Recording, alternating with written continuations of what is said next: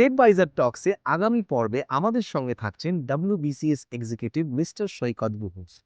BCS বা যে কোনো সিভিল সার্ভিস এক্সামের যারা প্রিপারেশন নেয় তাদের প্রথম দিন থেকেই মনে করে নেওয়া উচিত যে আমি একটা অ্যাডমিনিস্ট্রেটিভ ফিল্ডের জন্য যাচ্ছি, তাহলে আমাকে কোথাও না কোথাও গিয়ে অ্যাডমিনিস্ট্রেটরের মতো করে ভাবতে হবে। আমি একজন সাধারণ নাগরিক হিসেবে যদি আমি ভাবনা চিন্তা করে ওকে রাখি, তাহলে কোথাও না কোথাও গিয়ে আমার ব্যক্তিত্ব বিকশিত হবেই।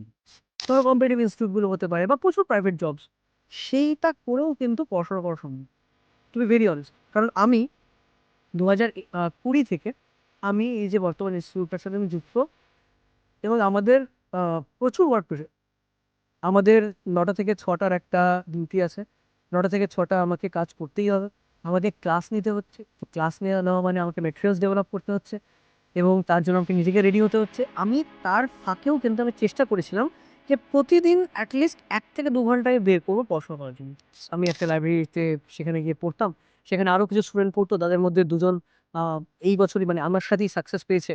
আমরা একই সাথে পরীক্ষা দিতাম, মক দিতাম, ম্যানিফেস্টেশনটা করতাম যে হ্যাঁ আমরা একসাথে ট্রেনিংয়ে যাব, এবং সেই ম্যানিফেস্টেশনের কোথাও গিয়ে মানে ফুলফিল হচ্ছে। আমার যে ড্রিমটা ছিল, যে ড্রিমটা বাবা দেখে যেতে পারি, সেই ড্রিমটার জন্য আমি নিজে লড়ছি। এবার আমি যদি ওই জায়গাটায় পাই, আমার নামের পাশে যদি ওই WBCS এক্সিকিউটিভ এই কথাটা, আমার এক্সিকিউটিভই লাভ। আমি যদি এবছর রেভিনিউ পেতাম তাহলে কিন্তু আমি আবার এক্সাম দিতাম। আচ্ছা, আমার এক্সিকিউটিভ লাগবে, যেটা টপ পোস্ট।